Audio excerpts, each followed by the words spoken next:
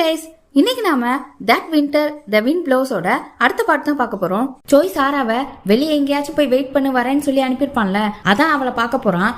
இவன் வர்றதுக்கு முன்னாடியே செக்ரட்டரி வாங்க கால் பண்ணி ஜீசு ஃபியான்சியை வந்து பார்த்து ஜோயை பத்தி கேட்டு போனாரு. கண்டிப்பா அவர் கேட்டிருக்க மாட்டாரு, நீங்க தான் கேட்டிருப்பீங்கன்னு சொல்ல செக்ரட்டரி வாங்கும் உன்னை எப்ப மீட் பண்ணலாம்னு கேக்குறாங்க. நான் இப்ப ரொம்ப டைட் ஷெடியூல்ல இருக்கேன், நான் ஃப்ரீயா இருக்கிறப்போ சொல்றேன் அப்படின்னு சொல்லிட்டு இருக்கும்போது ஜோய் அந்த இடத்துக்கு வந்துட்டான். வேணும்னு சேர்மன் ஜீசுவுக்கு இந்த ஜோயால எதுவும் பிரச்சனை வர்றதுக்கு வாய்ப்பு இருக்கு, பத்திரமா பாத்துக்கோங்க அப்படின்னு சொல்லிட்டு கட் பண்றா. அங்க செக்ரட்டரி வாங்கும் ஜீசுவோட ஃபியான்சியும் ஒன்னாதான் கார்ல வந்துட்டு இருக்காங்க. ஜீசுக்கு வேற உடம்பு சரியில்லைன்னு ஜோய் கால் பண்ணி சொன்னான்ல, இப்ப வேற சாரா இப்படி சொல்லவும் செக்ரட்டரி வாங்குக்கு கொஞ்சம் பதட்டமாகுது. சீக்கிரம் வீட்டுக்கு போகணும்னு ஜீசு ஃபியான்சி கிட்ட சொல்றாங்க. இன்னமும் பார்க்க மூணும் அவங்கள ஃபாலோ பண்ணிட்டு தான் இருக்காங்க. இப்ப அப்படி ஜோயை தான் காட்டுறாங்க. அவன் சாரா கிட்ட நீங்க வந்தது பாஸ் கிம்முக்கு தெரியுமான்னு கேட்க, அவ தில்லா அதெல்லாம் நான் சொல்லிட்டு தான் வந்தேன், நாங்க கேஷுவலா தான் பாத்துக்கிறோம், நீங்க தான் ரொம்ப ரியாக்ட் பண்றீங்க, எனக்கு நீங்க மட்டும் தான் அப்படின்னு சொல்லி எப்பவும் போல ஏமாத்திட்டு தான் வந்திருக்கேன்னு சொல்றா. இவன் முன்னாடி இருந்தே பாஸ் கிம்ம தான் டேட் பண்ணி இருந்திருப்பா போல, ஆனா இடையில அவரை ஏமாத்திருக்கா. அந்த 60 கோடியை திருடினது நான் இல்ல நீ தான் சொன்னதுக்கே நம்பிட்டாரு. ஆமா நீ ஏன் அந்த பணத்தை என்கிட்ட கேட்கவே இல்லைன்னு சொல்ல அவன் இருந்துட்டு, நான் செத்தா கூட நீ அதை எனக்கு தரமாட்ட, அதே வச்சு வயசாகி முடி நரைக்கிற வரைக்கும் நீ என்ன பின்னாடியே அலைய வைப்ப, அதுக்கு நான் டானையும் பாஸ் கிம்மையுமே சமாளிச்சுப்பேன் அப்படின்னு சொல்றான். உடனே சாரா உனக்கு நான் 3 நாள் டைம் தரேன், அதுக்குள்ள எல்லாத்தையும் சரி பண்ணிட்டு எனக்கு கால் பண்ணணும்னு சொல்றா. இவனுக்கு நான் கடுப்பாயிடுச்சு. அவ கையை பிடிச்சு உனக்கு என்னதான் வேணும், என்ன பிரச்சனை அப்படின்னு கேட்க, என்ன 3 நாள் பத்தாதா, உன் ஆசை தங்கச்சிக்கு குட் பை கூட சொல்ல வேணாமா அப்படின்னு சொல்லிட்டு கோமா அங்க இருந்து கிளம்பிட்டா. அப்படியே அங்க கட் பண்ணி நம்ம லாயர் ஜங்க தான் காட்டுறாங்க. அவர் ஒரு ரெஸ்டாரண்ட்ல ஒரு போலீஸ் ஆபீசர் கிட்ட சோயை பத்தி விசாரிக்க சொன்னார்ல, அவர் கூட தான் உட்காந்து பேசிட்டு இருக்காரு. அந்த ஆள் கிட்ட சோயோட போட்டோவை காட்ட, எனக்கு இவனை நல்லாவே தெரியுமே, சரியான கேம்லர், ஆனா இப்ப கடைசி 1 வருஷமா அவன் கிளீனா தான் இருக்கான், ஏதோ அவன் இட்டாலியன் செஃப் ஆயிட்டான் போல, அது மட்டும் இல்லாம அவன் ஏதோ ஒரு பெரிய கம்பெனி ஓனரோட பையன் அப்படின்னு சொல்லிட்டு என்ன விஷயம் கேக்குறாரு. ஆனா லாயர் ஜங் இல்ல நீங்க பிஸியா இருப்பீங்க, நீங்க கிளம்புங்கன்னு சொல்லிட்டு லாயர் ஜங்குக்கு இப்பதான் கொஞ்சம் நிம்மதியா இருக்கு. அப்ப இவன் சோய் தான், இவன் இப்ப திருந்திட்டானா சந்தோஷம்ன்ற மாதிரி நினைச்சிட்டு இருக்கும் போதே இன்னொரு லாயர் பக்கத்துல வந்து, இந்த ஆளியா உன்னை பாத்துட்டு போறான், இவன் சரியான மோசமான ஆளாச்சே, கூலிப்பட கூட எல்லாம் தொடர்பு உள்ளவன்னு சொல்லி லாயர் ஜங் தலையில இடி இறக்குறாரு. இன்னொரு பக்கம் செக்ரட்டரி வாங்கும் ஜீசுவோட ஃபியான்சியும் ஜீசுக்கு உடம்பு சரியில்லைன்னு வேக வேகமா வீட்டுக்கு வராங்க. அங்க மீரா ஜீசுக்கு ஒண்ணும் இல்ல, ஒரு ப்ராப்ளம் இல்ல, அவளுக்கு லைட்டா தலைவலி தான், இந்த பாருங்க நல்லா சாப்பிட்டுருக்கா, 3 கிண்ணம் கஞ்சி சாப்பிட்டுருக்கா அப்படின்னு சொல்ல ஜீசுவும் அவ ரூம்ல இருந்து வெளியில வரா. அதே நேரம் சோயும் வந்துட்டான். எனக்கு ஒன்றும் இல்லை, சாதாரண தலைவலி தான், எனக்கு ஏதாவது ஆயிருந்துச்சுன்னா என் அண்ணன் என்னை விட்டுட்டு போயிருப்பானா அப்படின்னு ஒரு மாதிரி பாக்குறா. அவ மனசுல கோவம் இருக்கு. சரி என்னை யாரும் டிஸ்டர்ப் பண்ணாதீங்க, நான் மாத்திரை போட்டு தூங்க போறேன்னு சொல்லிட்டு போனவ அப்புறம் திரும்பி அது என்ன நீயும் செக்ரட்டரி வாங்க இப்ப ரொம்ப க்ளோஸ் ஆயிட்டீங்க போல, நீ போன் பண்ணிலாம் அவங்கள கூப்பிடுற, நான் எப்போ உயிர் எழுதுனோ அப்பத்துல இருந்தே நீ எனக்கு உடம்பு சரியில்லாம ஆகணும்னு எதிர்பார்த்துட்டு இருந்தியா என்ன அப்படின்னு ஒரு மாதிரி கேக்குறா. ஜோய்க்கெல்லாம் என்ன பண்றதே தெரியல. என் ரூம்க்கு யாரும் வராதிங்க, நான் டேப்லெட் போட்டு தூங்க போறேன் அப்படின்னு சொல்லிட்டு போயிட்டா. இந்த செக்ரட்டரி வாங்கும் ஜோய்கிட்ட இன்னொரு தடவை அவளுக்கு உடம்பு சரியில்லை அப்படின்னு என்கிட்ட சொல்றதா இருந்தா ஒரு தடவைக்கு 2 தடவை பார்த்து யோசிச்சு சொல்லு அப்படின்னு சொல்லிட்டு போறாங்க. இந்த ஜீஸோட ஃபியான்சி இருந்துட்டு எதுவும் கிசு வராம பாத்துக்கோங்க, நீங்க சாரா பின்னாடி போனதை 2-3 ஷேர் ஹோல்டர்ஸ் பாத்துருக்காங்க அப்படின்னு சொல்லிட்டு போறான். அப்புறம் மீரா இருந்தால அவ போய் தானே சொல்லிருக்கா, அந்த வருத்தத்துல சோய் கிட்ட பேசலாம்னு பாக்க அவன் விறுவிறுன்னு போயிட்டான். மீராக்கு ஒரு மாதிரி தான் இருக்கு. சோய் நேரா ஜீஸோட ரூமுக்கு தான் போறான். அவகிட்ட போய் உனக்கு சாதாரண தலைவலி எல்லாம் இல்ல, உனக்கு என்ன பிரச்சனை அப்படின்னு சொல்ல, ஏன்னா எனக்கு உடம்பு சரியில்லாம ஆகணும்னு நினைக்கிறியா, நீ இந்த மாதிரி பேசும்போதெல்லாம் நான் எழுதின உயில் தான் எனக்கு ஞாபகம் வருது, நான் கொஞ்சம் ஹார்ஷா தான் பேசுறேன், இல்லன்னா சொல்ல முடியாது, ஆனா அதுக்காக நான் நினைக்கிறத சொல்லாம இருக்க முடியாது, நீ நிஜமாவே எனக்கு உடம்பு சரியில்லாம ஆகணும்னு நினைக்கலனா தயவு செஞ்சு இதோட விட்டுரு அப்படின்னு சொல்ல அவன் நான் இன்னைக்கு இங்கதான் தூங்க போறேன், போர்வை எடுத்து கீழே போட்டு தூங்குறேன் அப்படின்னு சொல்றான். அவ கேட்கல, நான் தனியா இருக்கணும்னு நினைக்கிறேன், இங்க இருந்து போயிரு அப்படின்னு சொல்லிட்டா. சரி மனசு மாறிச்சுன்னா கூப்பிடு அப்படின்னு சொல்லிட்டு அவனும் வேற வழி இல்லாம அங்க இருந்து கிளம்பிட்டான். அவ்வளவு நேரம் தம் கட்டிட்டு தான் இருந்திருக்கா. அவன் வெளியே போகவுமே இவளுக்கு தலை வலிக்குதுன்றது தெரியுது. இந்த பக்கம் செக்ரட்டரி வாங் கிச்சன்ல தண்ணி குடிச்சிட்டு இருக்கும்போது அங்க அந்த மெய்டு ஒருத்தவங்க வராங்க. அவங்க ஜீசு சாப்பிட்ட சாப்பாடை பார்த்துட்டு என்ன இது இந்த பொண்ணு சாப்பிடவே இல்லையா அப்படின்னு கேட்க செக்ரட்டரி வாங்கும் அவ 3 பவுல் சாப்பிட்டதா சொன்னாலேன்றாங்க. இல்ல அவங்க சாப்பிட மாட்டாங்கன்றதுக்காக நான் வச்சதே 1/2 பவுல் தான், அதுல 1 ஸ்பூன் கூட சாப்பிடலன்னே செக்ரட்டரி வாங்க வேகமா அவங்க ரூமுக்கு போய் ஜீசுவோட டாக்டருக்கு போன் பண்றாங்க. ஜீசுக்கு எதுவும் பிரச்சனை இல்லையா, நான் நாளைக்கு கூட்டு வருவான்னு கேக்குறாங்க.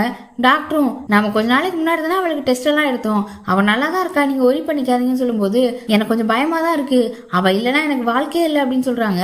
இப்ப அப்படி ஜீசு தான் காட்டுறாங்க. அவ ரூம்குள்ள யாரோ வர மாதிரி சத்தம் கேக்குது. உடனே அவ தூங்குற மாதிரி ஆக்ட் விட்டா, ஆக்சுவலா முடிச்சுதான் கிடக்குறா. உள்ள வந்திருக்கிறது வேற யாரும் இல்ல, சோய் தான். அவன் என்ன பண்றான் அப்படின்னா இந்த பிரெயில் லெட்டர் இருக்குல்ல, கண்ணு தெரியாதவங்க எழுதுவாங்கல்ல, அந்த லெட்டரை போன்ல பார்த்து அவன் ஒரு பேப்பர்ல ஏதோ எழுதிட்டு இருக்கான். அது ஒரு ஊசி மாதிரி வச்சுதானே குத்துவாங்க. அந்த சத்தம் கூட அவளுக்கு கேட்குமோ அப்படின்னு பயப்படுறான். வர வர அவனுக்கு அவ்வளவு பிடிச்சி போச்சு. அவளை எழுதி முடிச்சுட்டு அந்த மணி கட்டி போட்டிருந்தான்ல, அதுல இருந்து அவ கையில ஒரு நூலை கட்டி விடுறான். கட்டி விட்டுட்டு அவ கை பக்கத்துல அந்த லெட்டரை வச்சுட்டு அவ தலைமுடிய லைட்டா கோதி கொடுத்துட்டு அவளை பாசமா பார்த்துட்டு அங்க இருந்து கிளம்புறான். இவதான் தூங்கவே இல்லையே. அவன் போனோடனே அந்த லெட்டர் எடுத்து பாக்குறா. அதுல என்ன எழுதிருக்கு அப்படின்னா, நீ தனியா இல்ல, உன்னோட மணி சத்தம் எப்பவுமே கேட்டுட்டே இருக்கும், காத்தே வீசல்னாலும் அந்த மணி சத்தம் உனக்கு கேட்டுட்டே இருக்கும், குட் நைட் ஜீசு அப்படின்னு எழுதியிருக்கான். அவளுக்கு அதை பார்த்துட்டு கொஞ்சம் கண் கலங்கதான் செய்யுது. அப்புறம் அப்படியே அந்த மணி ஆட்டி ஆட்டி அந்த சத்தத்தை கேட்டுட்டு இருக்கா. இப்ப மறுநாள் காலையில ஆயிடுச்சு. எல்லாரும் சாப்பிட உட்காந்துருக்காங்க. இந்த பார்க் எப்பவும் போல ஜாலியா ஜீசு கிட்ட, நேத்து நைட் உனக்கு என்னமோ ஆயிடுச்சுன்னு சோய் சொன்னதை நினைச்சு நான் ரொம்ப பயந்துட்டேன், பரவாயில்ல நீ நல்லா தான் இருக்க அப்படின்னு சொல்றான். அப்ப மெயில் ஒருத்தங்க ஜீசுவுக்கு கஞ்சி கொண்டு வந்து வைக்கிறாங்க. அவ எனக்கு கஞ்சிலாம் வேணாம், சாதம் தான் வேணும்னு சொல்றா. அப்புறம் சாதத்தை கொண்டு வந்து வச்சுட்டு, பரவாயில்லையே உங்களுக்கு உடம்பு சரியாயிருச்சு, செக்ரட்டரி வாங்கலாம் நைட்டு தூங்கவே இல்ல, உங்களை பத்தி தான் நினைச்சிட்டே இருந்தாங்கன்னு சொல்லும்போது ஜீசு உடனே செக்ரட்டரி வாங்க பார்த்து தேங்க்ஸ் சொல்லிட்டு, நீங்க என்ன நினைச்சு கவலைப்படுறீங்க, ஆனா ஒரு ஆளு என்னை பத்திலாம் கவலைப்படுறது இல்ல, ஆனா என் ரூமுக்கு என்னோட பெர்மிஷன் இல்லாம வந்துட்டு மட்டும் போறாங்க அப்படின்னு சொல்ல, இந்த பார்க் இருந்துட்டு அச்சுச்சோ நானா வரலையம்மா அப்படின்னு சொல்லிட்டு, சோயா அவன் உன்ன நினைச்சு கவலை தான் படுறான்னு சொல்றான். அடுத்து செக்ரட்டரி வாங்கும் ஜீசு கிட்ட, இவ்வளவு காலையில எங்க கிளம்புற அப்படின்னு கேட்கும்போது அவ கம்யூனிட்டி சென்டருக்குன்னு சொல்றா. சோய் நானும் கூட துணைக்கு வரேன் அப்படின்னு சொல்லும்போது இவ, நான் அங்க போனா மட்டும் தான் தனியா நிம்மதியா இருக்கிறேன், நானே போய்க்கிறேன் அப்படின்னு சொல்றா. சோய்க்கெல்லாம் கொஞ்சம் கோவம் வந்துருச்சு. கோவத்துல எழுந்து போயிட்டான். பார்க்குக்கும் கோவம் வருது. அவனுக்கு தான் சோயை யாரும் கோவப்படுத்தினா பிடிக்காது. நீ ரொம்ப ஓவரா தான் போற, சோய் உன்னை நினைச்சு எவ்வளவு கஷ்டப்படுறான் தெரியுமா அப்படின்னு சொல்லிட்டு அவனும் வெளியில போறான். ரெண்டு பேருமே இப்ப வெளியில தான் நின்றுட்டு இருக்காங்க. பார்க் சொல்றான், நம்ம இங்க இருந்து போயிடலாம், இந்த வீட்டுல இருக்கவே எனக்கு பிடிக்கல, அதுவும் இந்த ஜீசு பொண்ணு பண்றதும் பிடிக்கல, நம்ம சீக்கிரம் மாட்டிக்கிறதுக்குள்ள இங்க இருந்து போகணும். சாரா வேற என்ன பண்ண காத்துட்டு இருக்கான்னு தெரியல, நான் ஜீசுவோட ஃபியான்சியை ஃபாலோ பண்ணிட்டு ஏதாவது கண்டுபிடிக்கிறேன், அதே மாதிரி நீ டாங் கிட்ட செக்ரட்டரி வாங்க பத்தி ஏதாவது தெரிஞ்சுக்கோ, இதை சீக்கிரமா முடிச்சுட்டு இங்க இருந்து கிளம்புறோம் அப்படின்னு சொல்ல, இந்த சோய்க்கெல்லாம் கவனம் இங்கே இல்ல. ஜீசு டாக்ஸி ஏறி போறதுதான் பாத்துட்டு இருக்கான். பார்க்குக்கெல்லாம் கடுப்பாயிருச்சு. உனக்கு இப்பவும் அந்த ஜீசு பத்தி தான் கவலையா, உனக்கு வேற எந்த கவலையும் இல்லையா அப்படின்னு சொல்ல, நான் கவலை தான் போட்டுட்டு இருக்கேன் அப்படின்னு சொல்லிட்டு வேக வேகமா ஓடி போய் கார்ல ஏறி ஜீசு போயிட்டு இருக்கல அந்த காரை ஃபாலோ பண்ணிட்டு இருக்கான். செக்ரட்டரி வாங்க கார் வரைக்கும் வந்தாங்க. அவளை ஏத்து விட்டுட்டு உள்ள போயிட்டாங்க. இப்ப ஜீசு தனியா தான் டாக்ஸில போயிட்டு இருக்கா. அவ டாக்ஸில போகும்போது ஒரு மாத்திரை சோய் கொடுத்தான்ல, அந்த குப்பியை வச்சுட்டு இருக்கா. அதுல வேற கீழே விழுந்த பொடியெல்லாம் கொஞ்சம் எடுத்து வச்சிருந்தால, எதுக்கு அதை கொண்டு போறா எங்க கொண்டு போறான்னு தெரியல. இப்ப இந்த சோய் ஜீசு அந்த டாக்ஸியை ஓவர்டேக் பண்ணி போறான். போற போக்குல யாருக்கோ போன் பண்ணி நான் உன்னை பார்க்க வரேன் அப்படின்னு சொல்லிட்டு வரான். இப்ப இந்த டானை பார்த்தா லாயர் கிட்ட ஒரு போலீஸ்காரர் பேசிட்டு இருந்தார்ல, சோய்க்கு கூட ஹெல்ப் பண்ற மாதிரி, அந்த போலீஸ் ஆபீசர் இந்த டானோட ஆள் தான் போல. டான் அவருக்கு நிறைய காசை கொடுத்து அவன் அந்த வீட்டுல இருந்தா தான் கொடுக்க வேண்டிய காசை எனக்கு கொடுப்பான், அதனால திரும்பவும் அவங்க வந்து விசாரிச்சா நல்லபடியா சொல்லணும் அப்படின்னு சொல்லும் போதே அந்த போலீஸ்காரர் இருந்துட்டு, பாஸ் உன்னவும் சோயையும் ஏதாவது பண்ணணும்னு முடிவு பண்ணிருக்காரு, பார்த்து பத்திரமா இருந்துக்கோ, அந்த சோயோட விஷயத்த நீ டிலே பண்ணிட்டு இருக்க, அது மட்டும் இல்லாம அந்த சாரா பொண்ணு திரும்பவும் சோய் பின்னாடி சுத்துறதுனால பாஸ் கிம் கோவத்துல இருக்காரு அப்படின்னு சொல்லிட்டு போறாரு. இப்ப இந்த சோய் வேற யாரையும் பார்க்க வரல, டானை தான் பார்க்க வந்திருக்கான். இன்னொரு பக்கம் ஜீசு கம்யூனிட்டி சென்டருக்கு போறதா சொல்லிட்டு அவ ஃப்ரெண்ட் ஒருத்திய பார்க்க போயிருக்கா. ஸ்கூல் ஃப்ரெண்ட் சூமின் பாய் ஃப்ரெண்ட் ஒரு டாக்டர். இப்ப சூமினையும் அவளோட பாய் ஃப்ரெண்டே வர சொல்லிருப்பா போல ஒரு ரெஸ்டாரண்ட்டுக்கு. அங்க வச்சு அந்த குப்பில மருந்து எடுத்து வந்திருந்தால அதை கொடுத்து அதுல என்ன இருக்குன்னு கண்டுபிடிக்க சொல்றா. அந்த டாக்டரும் இப்ப உடனே இதை சொல்ல முடியாது, என்னோட ஃப்ரெண்டு ஒருத்தன் லேப்ல வேலை பார்க்கறான், அவன் கிட்ட இந்த சாம்பிளை கொடுத்து என்னன்னு கண்டுபிடிச்சு சொல்றேன்னு சொல்றான். இப்ப சோய் டானை பார்க்க வந்தான்ல, அங்க அந்த டான் என்ன காசு எப்ப தர போற, இந்த சாரா பொண்ணு உன்ட்ட எந்த காசும் கொடுக்கலையா, அவன் வேற உன் அட்ரஸ கேட்டா, சரி உனக்கு ஏதாவது ஹெல்ப் பண்ணுவான்னு நினைச்சு நானும் அட்ரஸ் சொல்லிட்டேன்னு சொல்லிட்டு அவன் பேஸ்கெட் பால் விளையாண்டுட்டே பேசுறான். சீக்கிரம் நான் கொடுத்த டைம் முடிய போகுது, அந்த மாத்திரையாச்சும் உன் போலி தங்கச்சிட்டு கொடு, உனக்கு அப்படியாவது காசு கிடைக்கட்டும் அப்படின்ற மாதிரி பேசிட்டு இருக்க. சோய் அதுக்கெல்லாம் எதுவுமே ரெஸ்பான்ஸ் பண்ணாம நீ எனக்கு ஒரு உதவி பண்ணணும்னு கேக்குறான். டானுக்கு ஷாக்கா இருக்கு. உதவியா, என்ன உதவின்னு கேட்க, உன் அக்கா தான் நம்ம நாட்டிலே டாப் நியூராலஜிஸ்ட், அவன் என் தங்கச்சியை பார்க்கணும், என் தங்கச்சி இல்ல போலி தங்கச்சி, அவளுக்கு இப்ப கண்ணு தெரியாம இருக்கு ஜீசு, அவளுக்கு ஏற்கனவே பிரெயின் டியூமர் வேற இருந்திருக்கு, அதனால நீ பேசு, உன் அக்காவை பார்க்க சொல்லுன்னு சொல்ல, இந்த டான்க்கெல்லாம் செம்ம ஷாக்கா இருக்கு. அப்படி கையில வச்சு இந்த பாலை தூக்கி இவன் மேலே போடுறான். அவன் கொஞ்சம் நான்ட்டான், அதனால லைட்டா பட்டுருச்சு. டேய் உன் போலி தங்கச்சியை டேட் பண்றியா என்ன, உன் வாழ்க்கையை விட அவ பெருசா அப்படின்னு கேட்டுட்டு அவன் பாட்டு போ பாக்குறான். அப்புறம் சோய் திரும்பவும் அவனை கூப்பிட்டு, என்னால ஹீஜூஸ் ஆகல, அது ஒரு ஆக்சிடென்ட் சொல்ல, உன் இஷ்டத்துக்கு காரணம் சொல்லாதுன்னு சொல்றான். காரணத்தை தேடுறதுனால தான் இந்நேரம் நான் வாழ்ந்துட்டு இருக்கேன், இல்லைன்னா எப்பவோ செத்துருப்பேன், அதே மாதிரி தான் நீயும், உன்னோட காரணம் ஹீச்சு செத்தது என்னால, நாம 2 பேருமே அப்படிதான் வாழ்றதுக்காக காரணம் சொல்லிட்டு இருக்கோம் அப்படின்னு சொல்ல, இந்த டானுக்குலாம் கடுப்பா தான் இருக்கு. இருந்தாலும் உனக்கு இன்னும் 28 நாள் தான் இருக்கு, அதுக்குள்ள காசை கொடுத்துருன்னு சொல்ல, சோயும் நான் எப்படியாவது காசை கொடுத்துடுறேன், அந்த அப்பாவி பொண்ணை காப்பாத்து, உன் அக்காவை கன்வின்ஸ் பண்ணு, உன் அக்கா கிட்ட பேசு அப்படின்னு ரொம்ப கெஞ்சுறான். அப்புறம் அந்த டானும் நான் இதே மாதிரி உன்னை பாத்திருக்கேன், நான் அவளை லவ் பண்றேன்னு சொன்னப்போ நீ ஹீஜுவை என்கிட்ட விட்டு கொடுத்துருன்னு கேட்டல, இன்னும் 28 நாள் தான் இருக்கு நீ சாகிறதுக்கு, அப்பவும் இந்த பொண்ணு மேல இவ்வளவு அக்கறையா இருக்கியா, இல்ல ஹீஜுக்கு சொன்ன மாதிரி இந்த பொண்ணுக்கும் காரணம் சொல்றியா, நான் பாக்குறேன் அப்படின்னு சொல்லிட்டு கோவமா அங்க இருந்து போறான். இந்த பக்கம் லாயர் ஜங்க பார்த்தா அவர் சோயை பத்தி எல்லா பக்கமும் தீவிரமா விசாரிக்க ஆரம்பிச்சிட்டாரு. லாயர் ஜங்கு கிட்ட அந்த போலீஸ்காரர் பேசிட்டு போகும்போது இன்னொரு லாயர் வந்தார்ல, அவரு சில விஷயங்களை சொல்றாரு. அந்த போலீஸ்காரர் ஒய்ஃபுக்கு உடம்பு சரியில்லாம ஆனதுக்கு அப்புறமே அந்த ஆள் அந்த டானு கீழே வேலை பாக்குறாரு அப்படின்னும், நம்ம ஹீரோ சோயோட போட்டோவை லாயர் ஜங் இந்த லாயருக்கு காட்டிருப்பார் போல. இந்த பிஎல் குரூப்போட சோய் அப்புறம் இன்னொரு சோய் இருக்கிறான், அவன் இறந்துட்டான், அவனுக்கு தான் இட்டாலியன் செஃப் ஆகணும்னு ஆசை அப்படின்னு சொல்லிட்டு இப்ப இருக்கிற பிஎல் குரூப்போட சோய் கிம்ன்றவர்கிட்ட 60 கோடி ஏமாத்திருக்கான். அவர் இந்த சாரா பொண்ணோட ஸ்பான்சர். இப்ப இந்த டான் வேற அந்த சோயை கண்காணிச்சிட்டு இருக்கான் அப்படின்னு எல்லா விஷயத்தையுமே சொல்லிடுறாரு. ஆனா என்ன ஒண்ணு, நம்ம ஹீரோ சோய் போலின்றது மட்டும் இவருக்கு தெரியல.